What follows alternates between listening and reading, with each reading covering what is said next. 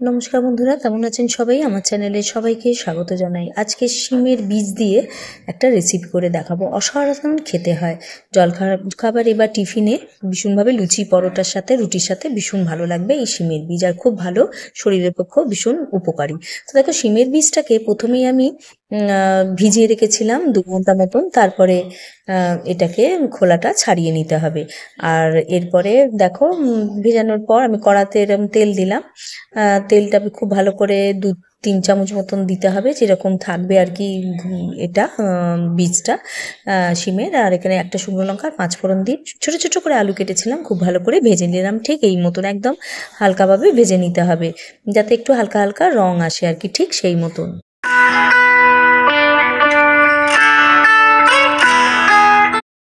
আলুটা একটু ভাজা ভাজা হয়ে গেলে এর মধ্যে দিয়ে দেবো হলুদ গুঁড়ো, কাশ্মীরি গুঁড়ো, লঙ্কা গুঁড়ো, জিরে গুঁড়ো, ধনে গুঁড়ো, আর কাঁচা লঙ্কা 2টো দিয়েছি, 2-3টে মতন মানে ছিঁড়ে দিয়েছি। নালে ফাটতে পারে আর কি, ওই জন্য গোটা দিইনি, একটু মুখটা ছিঁড়ে ছিঁড়ে দিয়েছিলাম। দিয়ে খুব ভালো করে এটাকে মিশিয়ে নেবো, ঠিক এই মতো।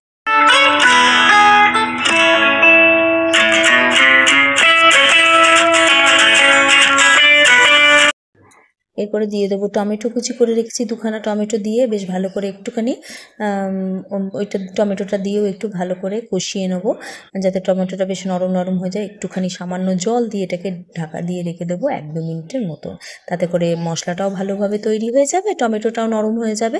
তো দেখো, এই মতন ভালো করে একটু জল দিয়ে কষিয়ে নেওয়ার পর এটাকে চাপা দিয়ে দিয়েছিলাম 1-2 মিনিটের মতো।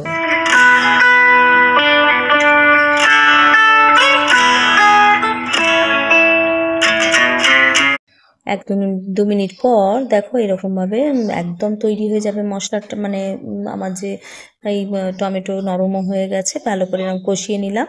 এরপরে দেখো, আমি ডালটা সেদ্ধ করতে দিয়েছিলাম 2 ঘন্টা ভেজানোর পর আর কি, একদম নরম হয়ে গেছে। এটা দিয়েই করবো ঘুগনি। এরকম শিমের বীজ দিয়ে এই ধরনের একটা রেসিপি করে দেখতেই পারো তোমরা, জলখাবারে ভীষণ ভালো লাগে। দেখতে দেখতে একটু ছাড়া ছাড়া কেমন যেন লাগছে, মনে হচ্ছে যেন শক্ত আছে, তা নয়, একদম নরম তুলতুল করছে।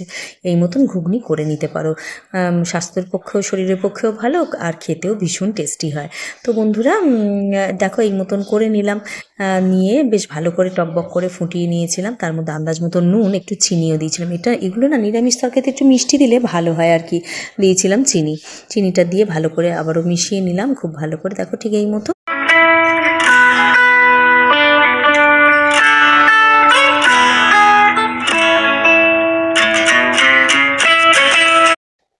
নামানোর একটু আগে দিয়েছিলাম গরম মশলা।